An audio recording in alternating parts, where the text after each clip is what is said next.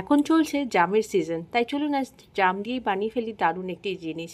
প্রথমে আমি এখানে দেখুন এক বাটি জাম নিয়ে নিয়েছি, আর তারপরে ওটাকে ধুয়ে আলাদা করে বাটিতে জল নিয়ে নিয়েছিলাম দেখার জন্য যে রঙটা কি সুন্দর।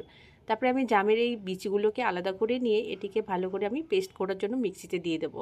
দেওয়ার পরে তারপরে এর মধ্যে অ্যাড করে দেবো একটু হাফ চামচ মতন চাট মশলা, আর দিয়ে দেবো এখানে নুন। নুন আমি এখানে সাদা নুনটাই ইউজ করেছি, ওটা দিয়ে টেস্টটা বেশি ভালো আসে। এবার এটাকে ঘুরিয়ে দেবো, ঘুরিয়ে দিয়ে দেখুন কালারটা কি সুন্দর লাগছে।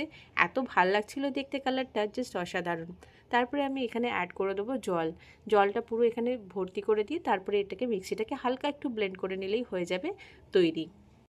এবার একটু ভালো করে সাজিয়ে গুছিয়ে নিই। তো আমি এখানে কাচের গ্লাসের উপরে একটু চিনি লাগিয়ে নিলাম, আর তারপরে এখানে জামুনের জুসটা আমি এখানে ঢেলে দিয়েছি। দেখুন কি সুন্দর লাগছে কালারটা দেখতে। এরপর জামের একটি টুকরো লাগিয়ে দিয়ে ঠান্ডা ঠান্ডা সার্ভ করে দিন। ঠান্ডা ঠান্ডা এটার মজাই আলাদা।